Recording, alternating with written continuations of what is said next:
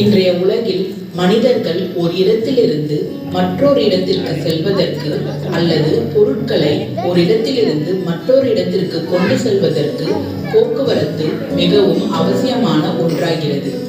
போக்குவரத்தை நாம் 3 வகைகளாக பிரிக்கலாம்.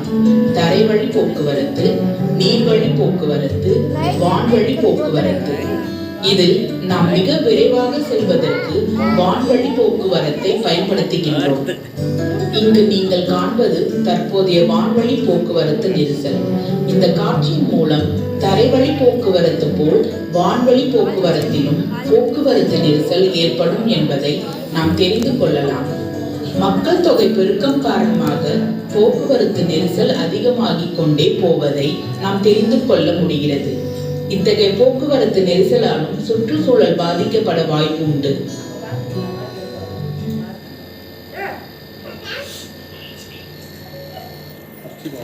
தங்ககேசர்கோள். மற்ற கோள்களில் நாம் வாழ முடியுமா என்ற கேள்விக்கு பதிலை நாசா தேடிக்கொண்டிருக்கிறது. அண்டவெளியில் நாம் மட்டும்தான் வாழ்கின்றோமோ என்ற கேள்வி நமக்குள் உள்ளது. நாம் பூமியிலிருந்து இரவில் ஆகாயத்தை பார்க்கும்போது பல 100 கோடி விண்மீன்கள் உள்ள பால்வெளி அண்டத்தை காண முடிகிறது. அத்தகைய விண்மீன்களில் ஒன்றுதான் நம்முடைய சூரியன். நம்முடைய சூரிய குடும்பத்தில் 8 கோள்கள் உள்ளன. அதில் ஒரு கோளில் மட்டுமே நாம் வாழ ஏதுவான சூழ்நிலை உள்ளது. அனைத்து உயிரினங்களும் உயிர் வாழ நீர் மிகவும் அவசியமாக உள்ளதால் விஞ்ஞானிகள் எந்த கோளில் திரவ நிலையில் நீர் கிடைக்கிறதோ அந்த கோளினை தங்ககேசர்கோள் என்று அழைக்கின்றனர். தங்ககேச மங்கை கதையை நாம் படித்துள்ளோம். அந்த கதையில் வரும் சிறுமியால் வெப்பம் அதிகம் உள்ள உணவையும் வெப்பம் குறைவாக உள்ள உணவையும் சாப்பிட இயலவில்லை. வெப்பம் சரியாக உள்ள உணவை மட்டும் சாப்பிட முடிந்தது. பூமிக்கு அருகில் உள்ள வெள்ளிக்கோள் சூரியனில் இருந்து சரியான தொலைவில் உள்ளது. தற்போதுள்ள நிலையில் வெள்ளிக்கோளின் வெப்பநிலை மிகவும் அதிகமாக, அதாவது 900 டிகிரி ஃபாரன்ஹீட் வரை உள்ளதால் அந்த கோளில் நீரினை எந்த நிலையிலும் காணவில்லை. அந்த கோள் முழுவதும் கார்பன் டை ஆக்சைடு அதிகமாக உள்ளதால் நீர் உருவாக்கம் தடைப்படுகிறது. பூமிக்கு அருகில் உள்ள மற்றொரு கோள் செவ்வாய். இது சூரியனில் இருந்து சற்று தொலைவில் குறைந்த அளவு வளிமண்டலத்துடன் உள்ளது. இங்கு உயிர்கள் வாழ்வது சாத்தியமா?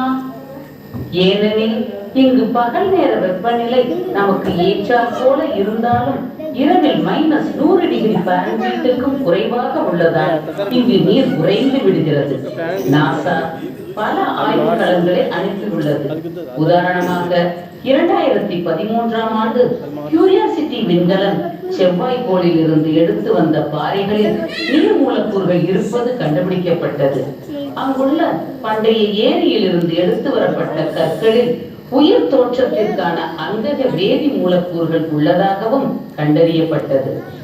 செவ்வாயில் உயிரினங்கள் வாழ தேவையான சூழ்நிலைகள் உள்ளனவா? பூமி சூரிய குடும்பத்தில் 3வது கோளாகும். பூமியில் உள்ள நிலப்பரப்பு பச்சை மற்றும் பழுப்பு வண்ணத்திலும், கடல் நீல நிறத்திலும், மேகங்கள் வெண்மை நிறத்திலும் காணப்படுகிறது. பூமியின் பெரும்பாலான பகுதிகளில் நீர் நிறைந்து காணப்படுகின்றது. உயிர்கள் செழித்து வாழும் நீர். பூமி ஒரு தங்ககேச மங்கைக்கோள் ஆகும். பூமி சூரியனிலிருந்து சரியான தொலைவில் உள்ளதால் இங்கு நீர் திரவ நிலையிலும் உயிரினங்கள் வாழ்வதற்கு தேவையான வேதி மூலக்கூறுகளும் ஆற்றலும் கிடைக்கிறது. நம்முடைய பூமியின் வளிமண்டலம் ஒரு வெப்பம் கடத்தா பொருளாக செயல்படுகிறது. பகல் நேரத்தில் சூரியனிலிருந்து பூமிக்கு வரும் கதிர்வீச்சு எதிரொலித்தல் காரணமாக வளிமண்டலத்தில் இருந்து வெளியே சென்று விடுவதால் பூமியின் வெப்பநிலை சீராக உள்ளது. பூமியின் பரப்பை நோக்கி வருகின்ற கதிர்வீச்சில் 50% கதிர்வீச்சு மேகங்களால் எதிரொலிக்கப்பட்டு அண்டவெளியை அடைகிறது. மீதமுள்ள கதிர்வீச்சு மட்டுமே பூமியை வந்தடைகிறது.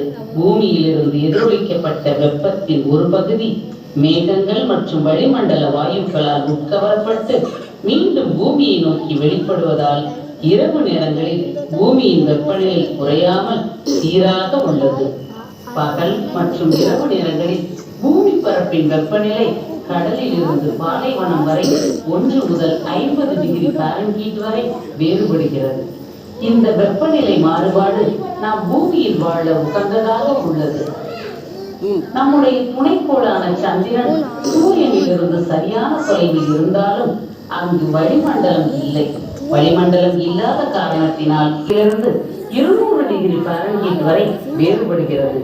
எனவே இங்கு சூரிய ஒளி விழும் இடத்தில் வெப்பநிலை அதிகமாகவும் மற்ற இடத்தில் வெப்பநிலை குறைவாகவும் உள்ளது. பூமிக்கு வெளியே பூமியை போன்று வேறு ஏதேனும் கோள்கள் உள்ளனவா? இதனை அறிய நமது சூரிய குடும்பத்தையும் மற்ற இடங்களையும் நாசா தொடர்ந்து ஆராய்ந்து வருகிறது.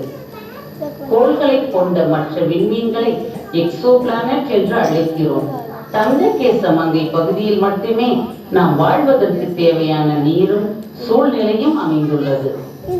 தற்போது விஞ்ஞானிகள் தொலைநோக்கி மூலமாக பால்வெளியை ஆராய்ந்து ஆயிரக்கணக்கான எக்ஸோ பிளானட் இருப்பதை கண்டறிந்துள்ளனர்.